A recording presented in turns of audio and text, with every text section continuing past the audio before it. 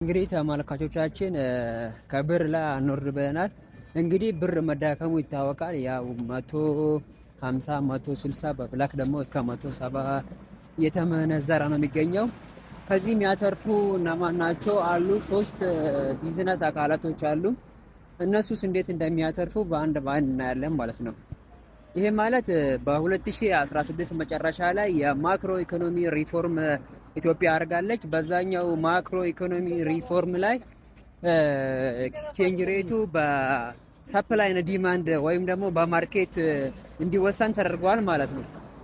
በዚህ ተወስኖ የባንክ ሬቱ እና የብላክ ማርኬቱ ሬት በጣም የተለያየ ነው። ስለዚህ ይሄ በመሆኑ ኤክስቼንጅ ሬቱ በማርኬት ወይም ደግሞ በሰፕላይ ዲማንድ በመሆኑ እነማን እንደሚያተርፉ እናያለን። ክላስ 3 ክላሶች አሉ። አንደኛው ክላስ ምንድነው? በደሞዝ የሚከፈላቸው ናቸው ተቋማቶች። ምሳሌ ትምህርት ቤቶችን መውሰድ እንችላለን። እነዚህ የግል ትምህርት ቤቶች በደሞዝ ስለሚከፈላቸው ለምሳሌ ድሮ $1 በ140 ቢገዙ አሁን ደግሞ ዶላሩን በ150 ቢከፍሉ የ10 ብር ዲፈረንስ ፕሮፊት አላቸው። ሌላው ደግሞ ክፍያቸውን በዶላር የሚያገኙ ሰዎች ናቸው የምንመለከተው። ቋሚ በዶላር የሚያገኙ ስንል አሁን ለምሳሌ በ140 $100 ቋሚ የሚከፈላቸው ሰዎች ዶላሩ ጨምሮ 150 ቢሆን የ10 ብር ነው የሚያገኙት ማለት ነው። 140 ሺህ የሚያገኙት ከሆነ ከዛ በኋላ ደግሞ ዶላሩ በመጨመሩ 150 ሺህ ያገኛሉ ማለት የ1 ሺህ ብር ዲፈረንስ ያገኛሉ። ሌሎኞቹ ደግሞ ኦንላይን ስራዎች ሰርቶ በዩቲዩብ በቲክቶክ እና በኦንላይን ፕላትፎርሞች ሰርቶ ዶላር የሚያገኙት ይህንንም ነገር ያተርፋሉ ማለት ነው። ሌላ ደግሞ በሀገራችን የምግብ አገልግሎት የሚሰጡ ከሆነ እና የምግብ አገልግሎቱን ከሰጡ በኋላ በዶላር የሚከፈሉ አሉ። እነሱ ደግሞ ልቀራቸው አንድ ሬስቶራንት አንድ ክትፎ $10 ወይም $10 ቢሸጥ 140 በሆነበት ጊዜ ስንት ነው የሚሆነው ማለት ነው?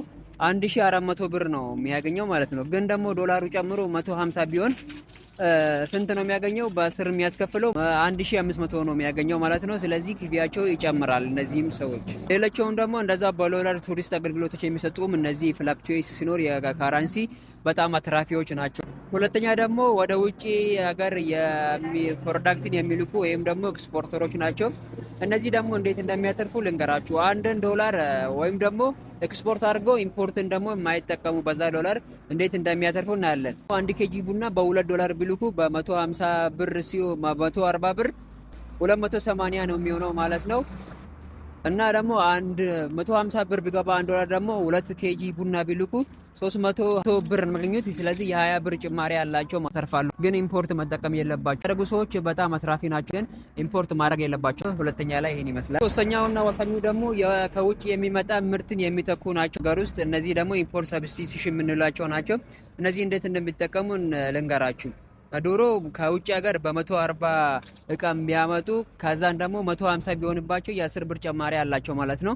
ስለዚህ ኢምፖርቱ ውድ ነው የሚሆንባቸው። ግን ሀገር ውስጥ እቃን ይሁን ደግሞ ኢንፑት የሚጠቀሙ ሰዎች ደግሞ ይሄንን ስለማያረጉ ውድ ስለማነባቸው የሀገር ውስጥ ስለሚጠቀሙ ያተርፋሉ። ስለዚህ ሀገር ውስጥ ያለው ምርት ቺፕ ይሆናል። ከውጭ የሚመጣ ፕሮዳክት ደግሞ ኤክስፔንሲቭ ነው የሚሆነው። ስለዚህ ከውጭ የሚመጣ ሰው ስለማይገዛ ሀገር ውስጥ የተመረተ ምርትን ሰው ስለሚገዛ ከውጭ የሚያመጡት ሰዎች አያተርፉም ማለት ነው። ስለዚህ ይዘጋሉ ማለት ነው። ፋብሪካቸውን እስከሚዘጉ ይደርሳሉ። በተለይ ደግሞ አማራጮች ላይ ይሄ ነገር ይከሰታል። አሁን ደግሞ የካረንሲ ዲቫሉዌሽን ጉዳቱ ምን እንደሚመስል አንድ በአንድ ማለት ነው።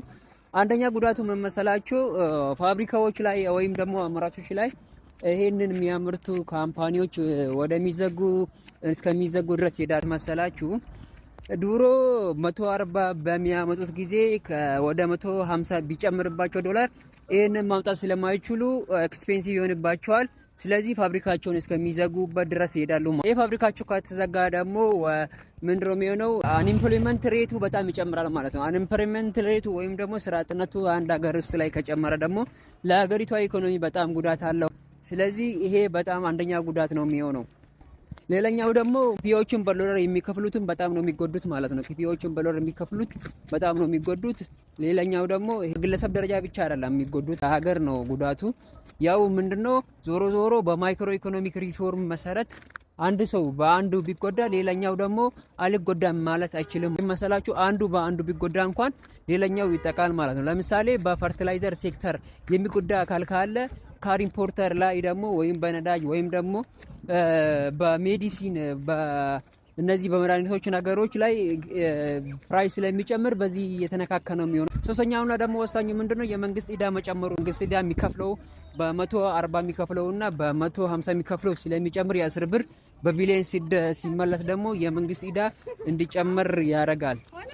ስለዚህ ይሄ ነገሮች ይሄም ተደምሮ ይሄ ካረንሲ ዲቫሉዌሽኑ በጣም ጉዳት ይዞ የሚመጣው እንደ ሀገርና እንደ ግለሰብ ማለት